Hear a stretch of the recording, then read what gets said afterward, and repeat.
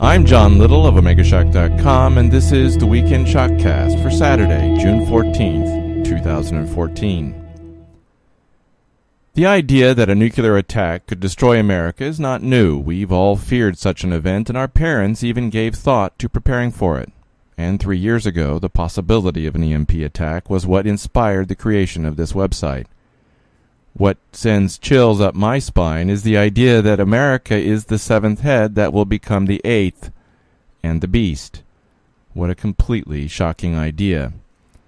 I really would love to find another candidate for such a terrible event, and many of you have offered different ideas on the subject, but no other possibility really exists that fits the parameters laid out by the book of Revelation.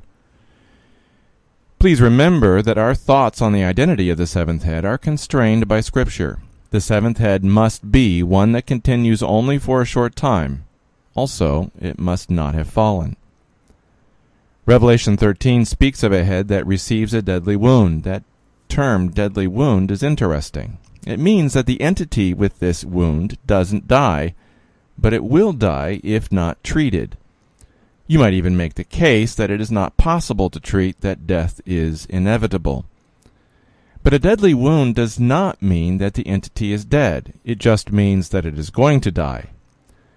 That's why America really is the only logical choice. All other possible choices have died already. Of course, things could change, and another empire could spring up, ready to take on the role of the seventh head. Unfortunately, that empire would have to eclipse America in a truly fantastic way. Is it possible? Well, Ezekiel's fire will knock the world back and give breathing space to Israel as she develops as a Christian nation. An empire could develop from that moment in time as the initial survivors of this massive solar flare race to build, or rebuild, their spheres of power. Such an empire could develop very, very quickly and then receive the deadly wound described in Revelation 13. But remember that Jesus said that the generation that is around for the beginning of the last days will still be here when it ends. That currently leaves us just 23 years or less. Is there time for another empire to rise, receive a deadly wound, and then rise again as the beast? I don't see how it is possible.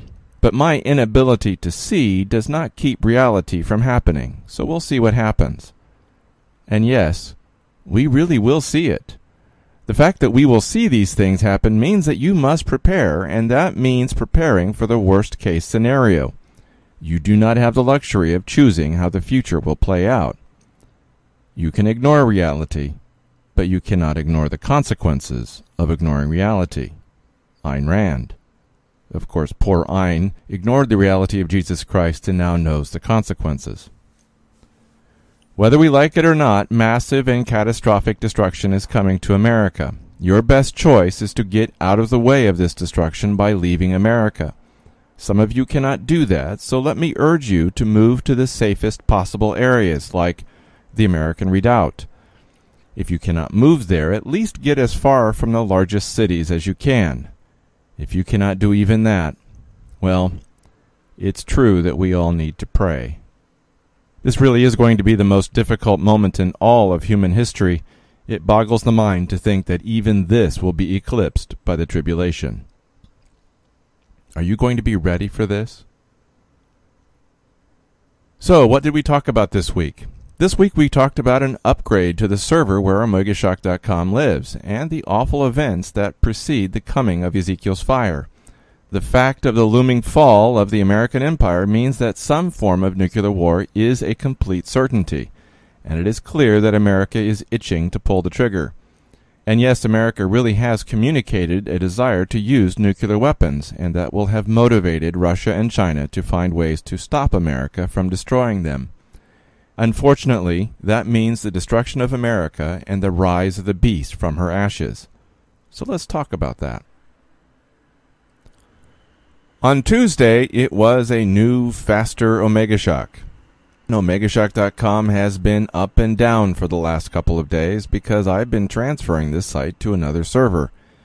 That transfer is complete and should mean that pages load faster with fewer errors and less frustration, at least in theory.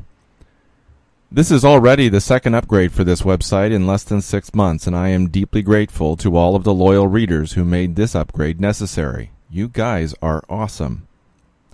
Those of you who posted links to my articles or passed my articles around, thank you so very much. I am truly honored. In fact, to all of you who are doing your best to warn others about the times that are coming, God bless you. God bless you for treating the calling of God so seriously. God bless you for loving your brothers and sisters in Christ with such devotion. God bless you for standing in the gap. A crown and the words, "Well done," await you in the life to come. We are truly in the calm before the storm. The coming years will be the worst that humanity has ever experienced, but they will also be an amazing time when God's people will shine. I pray that all of you will be ready for what comes. On Wednesday, it was, before Ezekiel's fire, nuclear war. Up to this moment in time, I have not spoken much of what might happen between now and the coming of Ezekiel's fire. I've hinted at different possibilities, but I haven't laid out the most likely scenarios. With all that I have been hearing lately, now is the time to talk about what might be happening over the next few months or years. So, for the remainder of this week, we'll be talking about what you can expect as we move ever deeper into the most dangerous period of time in human history, the last days. And I will begin with what I believe to be most likely, nuclear war. Like most human beings, I tend to wear rose-colored glasses and err on the side of great expectations. I tend to believe that things will work out and that any rough patch can be quickly dealt with before going on. Unfortunately, that is not the case. Things are not going to get better, and the road down the other side of this mountain leads to the valley of the shadow of death. Will there be good moments on the way down? I believe so, and I am certainly hoping for them. I believe that Ezekiel's fire will deal a temporary setback to the rise of the Antichrist kingdom. There will also be the salvation of Israel and the gospel being sent around the world one last time. Those of us who have been complacent in our spiritual life will be forced to rely on God, and for that we will shine brightly in the coming darkness. The problem is that the cost will be very high. Millions, and more probably billions, of people will die. The survivors will suffer greatly, and many will be forced to live with a jackboot on their neck, and I hate the thought of any of that. But our ancient enemy, Satan, started this war, and this is the price of victory. God will win, and there is a place in heaven prepared for all who willingly take their place in this fight. So what comes next? I don't think that we can be completely certain about the events that will define the next few months and years, but I believe that there are some things that we can be relatively sure of. One thing is for sure. The American economy is going to collapse. There is no possible way for America's economy to survive in its current form. It is just not possible. There is just too much debt and too many promises, and America no longer produces much in the way of tangible goods. The only thing that America really excels at is pornography, war, and heroin. So the American empire is destined to take its place upon the scrap heap of history. Unfortunately, great empires tend to not go quietly into the night, and America has become the most powerful empire in 16 centuries. Even Rome did not have the power that America has today, not even close. But America's great power will not be able to hold back her eventual fall. So the question remains, how will America fall? I would love to believe that it will be like the slow, gracious decline that popular history records of the British Empire. But the Brits didn't have nuclear weapons, and they didn't have enemies able and willing to use them. Nor were the Brits quite so hideously amoral as the current American government. There was at least some semblance of honor among the British imperialists. They certainly didn't seem as bad as the amoral psychopaths that are running things in Washington, D.C. So when I heard Paul Craig Roberts talk about Washington's interest in attacking Russia or China with nuclear weapons, well, I knew how that would end. America's enemies will not allow the U.S. to get in the first shot. They cannot allow that to happen. So how will America be destroyed? To my mind, there are 4 possible kinds of attack that could be launched against the U.S. nuclear, biological, cyber, financial, and they will probably use all four. We are already in a financial war with Russia and China, and that war threatens to escalate further. And a financial attack could be followed up with insurgency and terrorism within the U.S. Discontent with the U.S. government is growing in America, so Russia and China will find fertile ground for covert activity, if they choose to go that route. But none of that will blunt America's ability and willingness to use her nuclear arsenal to further her imperial aims, and America's enemies must neutralize American nuclear weapons to have any hope of surviving the coming years, because America will use her nuclear arsenal when her empire begins to falter and then fall. The Chinese are on record as having invested in biological weapons development instead of aircraft carrier battle groups. The fact that they are now putting money into aircraft carriers means that they might have succeeded in their effort to develop an effective biological weapons system. The question is whether such biological weapons could neutralize the personnel manning America's nuclear weapons, which, by the way, includes the President of the United States. Can the Chinese and Russians knock out America's nuclear launch system? I don't know. I don't see how they could do it permanently, but they might be able to cause enough of a delay to allow Russia and China to take out America's nuclear weapons capability. There could be some combination of bioweapon attack along with a cyber attack that could slow or even neutralize U.S. weapon systems like nuclear silos and submarines. They could then launch an EMP attack coupled with direct nuclear strikes. China has already successfully tested a nuclear-capable hypersonic glide vehicle, or HGV, that cannot be stopped by anti-missile defenses. And Russia has an ICBM in production with highly maneuverable hypersonic warheads that also cannot be stopped by current anti-missile defenses. The point of this exercise is to show that Russia and China are capable of destroying the U.S., and they may even be able to achieve this without direct harm to themselves. Do they want to do this? No, I do not believe so. However, if the reports are true that there are idiots in Washington, but I repeat myself, who think that they can win a nuclear war, well, does that leave Russia and China with any choice? No, it does not. Worse, it appears that America is becoming more and more aggressive as she seeks to invade Russian and Chinese spheres of influence. It really does seem like the U.S. is becoming the rabid world power that cannot be stopped without the use of force, and there appears to be only one kind of weapon that has any chance of defeating the U.S. Nuclear weapons. Are you ready for this? On Thursday, it was before Ezekiel's fire. Why nuclear war? It is a maxim that empires do not fall quietly. Worse, the leadership of such empires rarely understand the road that they are on until the barbarians stand at the gates. They usually suffer from a false sense of infallibility and surround themselves with those with the same disease. We call that disease hubris, and America suffers from the worst case of this terrible affliction since Nazi Germany. Unfortunately, America has nuclear weapons and recently communicated a willingness to use them first. America's enemies understand this and are determined to neutralize this threat. Unfortunately, this will mean nuclear war, and you are at ground zero. There is no way to save the American empire. It's just not possible. I talk about this constantly, so I won't go over all that again. Unfortunately, the American government hasn't gotten the memo. Washington's selective view of reality has led the American government to believe that they can't lose. They believe that what has worked in the past will work again, that the recession is behind us, that good times are here again, and that winning isn't just everything, it's the only thing. That last bit is a problem because winning isn't everything. In fact, I believe that our successes have taught us the wrong lesson, and we are about to pay a terrible price for that. You see, the Russians and Chinese understand what America has become, and they know that they cannot survive if America keeps doing what she is doing. Both Russia and China have sought to warn the U.S. of what could happen, but the U.S. hasn't paid attention. The question that we should all be asking ourselves is this: how long will Russia and China wait before acting to neutralize the American threat?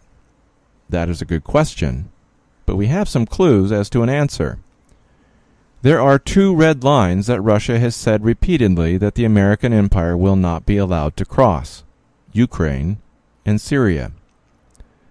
Russia has repeatedly said that there will be war, which would mean nuclear war, if Ukraine joins NATO, if NATO bases appear on Ukrainian soil, or if anti-missile defenses get too close to Russia's borders.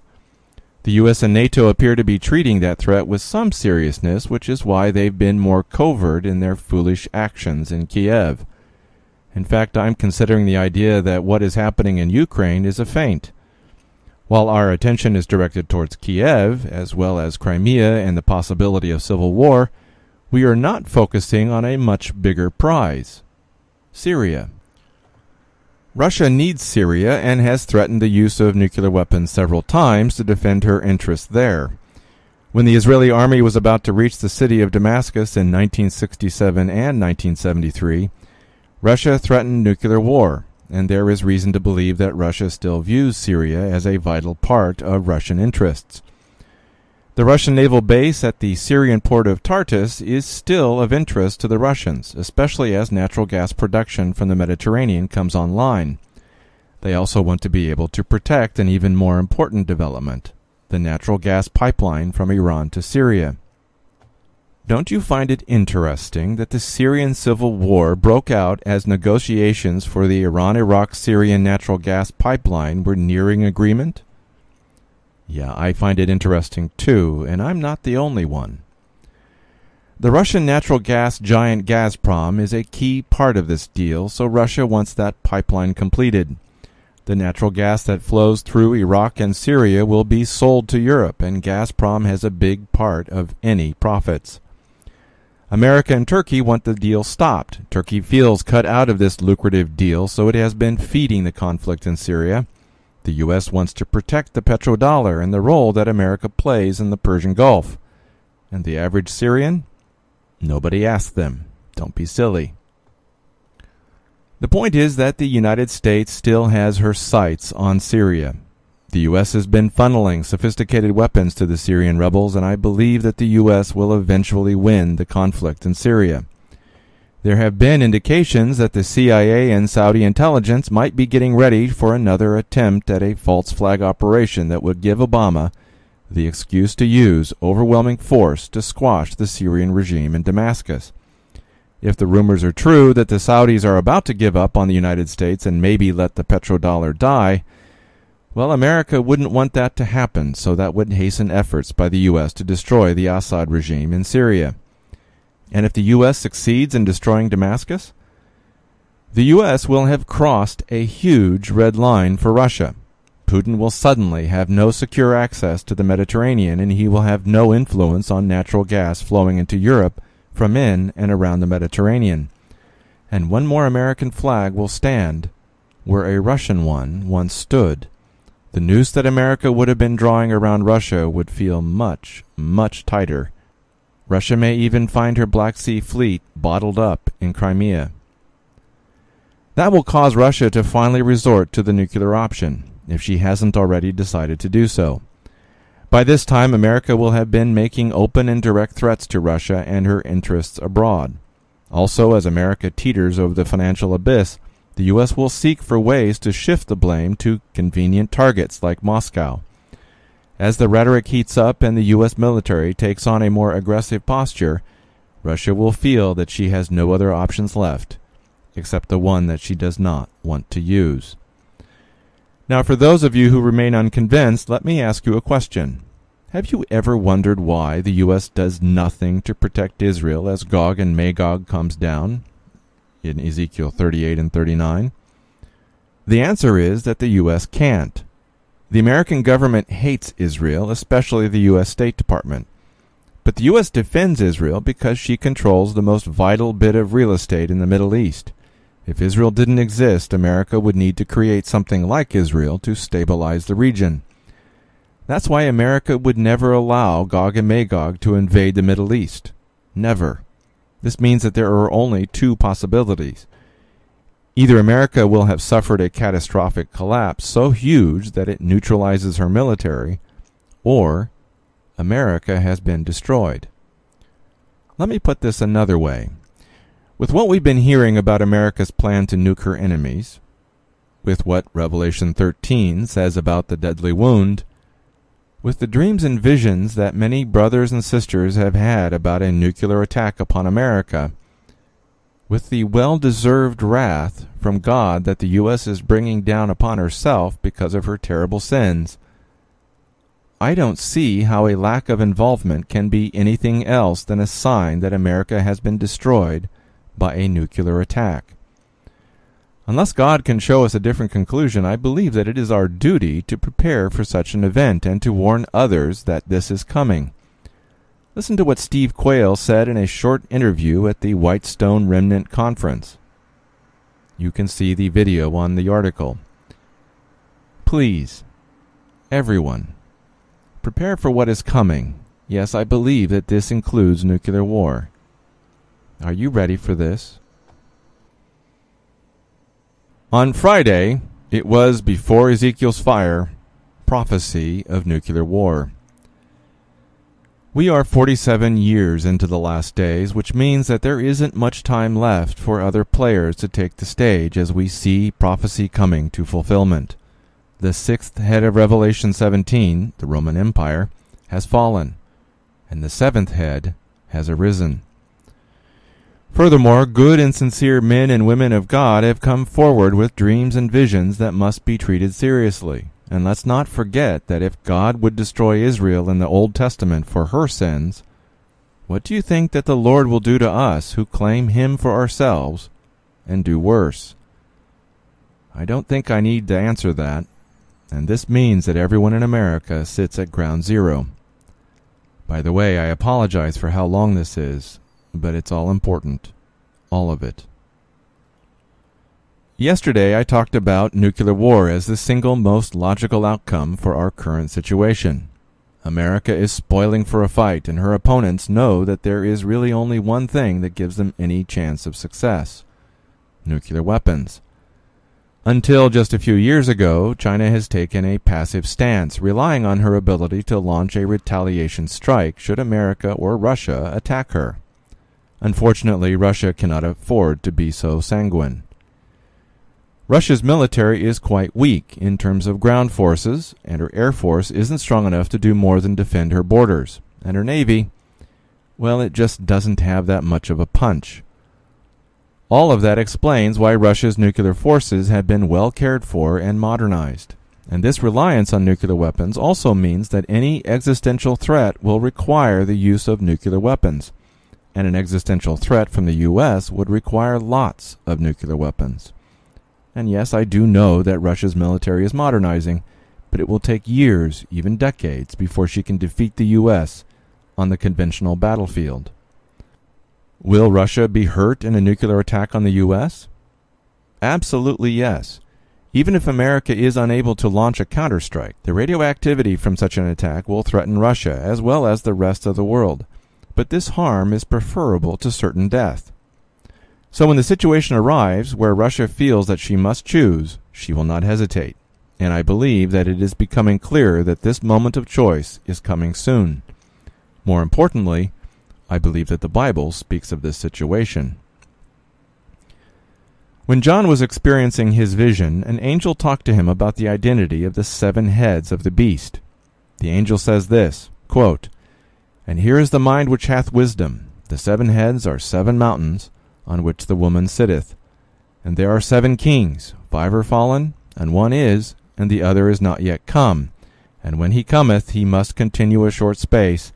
And the beast that was, and is not, even he is the 8th, and is of the 7, and goeth into perdition." Revelation 17, verses 9 through 11.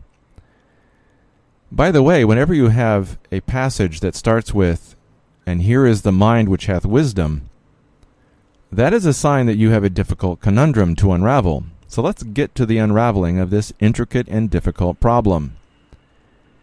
The angel says that 5 are fallen.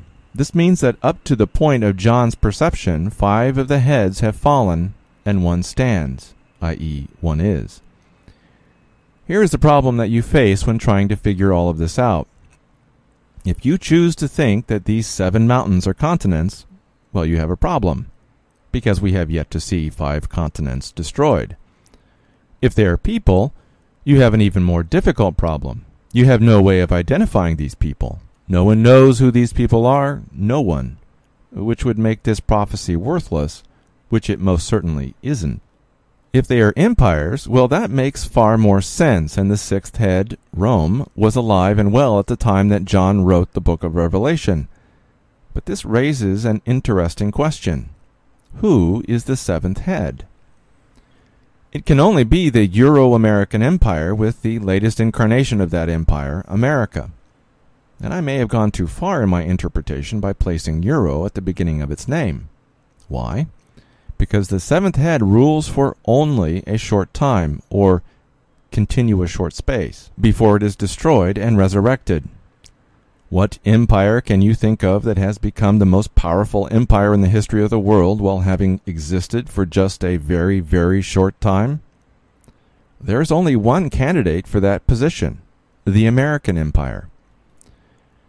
But I said something interesting. I said the words destroyed and resurrected. Destroyed and resurrected? Please remember that the angel said that this would take some real thought to figure this out, as well as the Holy Spirit. So let me ask you a question. How can the beast be the 8th head and one of the 7 heads at the same time? One of the heads must essentially die and be visibly resurrected as the 8th. Revelation 17:11. I say essentially because the 7th head will look a lot like what it was before, but it will not be what it was before. It will be the 8th head, and it will be the beast. Let me say that again. America will be destroyed and resurrected, and it will become the beast that will rule the world. Let's go to Revelation 13 for verification. Quote, "And I saw one of his heads as it were wounded to death, and his deadly wound was healed, and all the world wondered after the beast, and they worshipped the dragon, which gave power unto the beast, and they worshipped the beast, saying, Who is like unto the beast? Who is able to make war with him?" Revelation 13, verses 3 and 4. One of the heads receives a deadly wound, which means that it was apparent to everyone that it was going to die, but someone heals it. What could that deadly wound be? Well, it would have to be something obvious and truly catastrophic, and there would have to be no possible way for this wounded head to survive. Now, there are a number of natural catastrophes that could be candidates for such a wound, and you could make a case for that. But do you really think that this deadly wound is of a natural occurrence? I don't think so either, but I do not completely discount the possibility. However, the difference between a natural versus unnatural disaster, well, I'm not sure that it would make much difference to your preparations. Furthermore, I also do not see this wound as an invasion by a foreign power, although some kind of invasion could play a role in what happens. Just remember that we are very, very far into the last days, so there can't be very many candidates or methods for this 7th head to receive its deadly wound. In fact, America can only be the 7th head, and nuclear war is really the most logical means for this wound to be deadly. Please understand that neither Russia or China have means to bring enough troops to invade America and have any hope of success. The logistics and transport challenges are insurmountable at this moment. Yes, I know that there have been scenarios floated about that envision an invasion by both Russia and China, and we will probably see some elements of those scenarios actually happen. But an invasion of the United States cannot succeed without incapacitating a large portion of the population and its armed forces. And the only means of doing that properly is through the use of one or more nuclear weapons. That sentence is just begging for explanation, but let me hammer home the above points before moving on. If you need a bathroom break, now would be a good time for it. Jesus indicated in Luke 21 that the last days would last just a generation, and he included the control of Jerusalem by the Jews as one of the defining moments of the last days. The Jews began their control of Jerusalem 47 years ago, and Moses said in Psalm 90 that the years of a man's life would be 70, and that means that we have 23 years left, or less. Do you see any other candidate for the role of seventh head that is ready to take up this role within the next 6 to 10 years? I don't. Yes, I know that China is the best possible candidate after the U.S., but she is at least 20 years away from being able to project power militarily around the world, which is a requirement. Russia might have been a candidate, but she has a declining population and a weak navy. The only way that either one of those nations could become the seventh and eighth heads is if America is completely destroyed, and I mean completely. And for the purposes of our discussion, that is a worse scenario for those of you in the U.S. That would mean a nuclear attack that would take out all of the major cities, military bases, and nuclear missile silos. And such an attack would leave the U.S. with few, if any, survivors. Revelation 13 would seem to indicate that the destruction is not at that level. Otherwise, the eighth head would be too weak to dominate the world, although I could be wrong. Either way, nuclear war will happen. There is just no way that any other world power can rise if America is alive and kicking. America must be destroyed. There is no other way. You could make a case for a biological and financial/cyber attack, but do you think that those attacks will neutralize America's nuclear weapons? Yeah, I don't think so. Furthermore, for an alternative to America to arise to replace her as candidate for seventh head status, well, that empire would have to eclipse all that America has done over the past few decades, and that would take a miracle. And since we can't talk about future miracles, we're stuck with what we know right now. So America is it, and the only options are nuclear and more nuclear. Remember that I mentioned this phrase, one or more nuclear weapons. Both Russia and China know that the use of too many nuclear weapons could destroy themselves and not just their target. It's not worth going to war if you can't survive what you started. That's why Russia and China will try to limit the use of nuclear weapons while attempting to neutralize America's ability to retaliate. This would require some way of neutralizing nuclear weapons silos, Air Force bombers, and nuclear submarines without resorting to nuclear strikes, or at least not many. We've been hearing a lot about cyber attacks, and that would certainly figure prominently in their plans. But they would also need a way to secure these installations to make sure that America's nuclear command and control systems could not be reset and reconfigured. I've heard that lots of Chinese parts can be found in mission-critical systems in the U.S. military. That vulnerability and a number of other factors indicate that a successful cyber attack is possible. Furthermore, there have also been reports of Russian and Chinese special forces being seen and active within the United States. Also, a biological attack might incapacitate U.S. security forces, allowing vaccinated special forces units free movement. There's also one other aspect to mention: EMP weapons. If an EMP weapon is used against the U.S., that would act as a long-term knockout blow. It would completely neutralize civilian security forces and a large part of the military. Biological weapons and special forces units could finish the job with the need for only a limited number of nuclear strikes on command and control centers. Some cities would need to be destroyed directly, as well as major naval bases. Washington, D.C., New York City, and Denver would need to be destroyed. The Pentagon and the headquarters for the CIA, NSA, and NORAD would all need to be destroyed, as well as any backup areas such as Denver International Airport and the Cheyenne Mountain Base outside of Colorado Springs. Anti-missile defenses might also need to be neutralized, but this might not be necessary, since both China and Russia have hypersonic missiles that can evade such systems, assuming that a cyber attack cannot take them down. And let's not forget that God will be on the side of America's enemies. We have sinned against God while claiming Him as our own. We put "In God We Trust" on our money and then used it to produce pornography, heroin, and war. We Christians have wallowed in the filth of America and have engaged in the blood sacrifice of our own babies to the false god of prosperity. And yes, the abortion rate and divorce rate is just a little lower amongst Christians than in the rest of the world. We Christians consume pornography, engage in adultery, are sexually promiscuous, and enjoy the movies and books that depict such things. We have a government that enslaves the world to heroin and promotes homosexuality. And we Christians elected these monsters to public office. So do you think that God is going to let America's enemies fail when they are more righteous than we are? Of course not. God is going to make sure that their efforts succeed.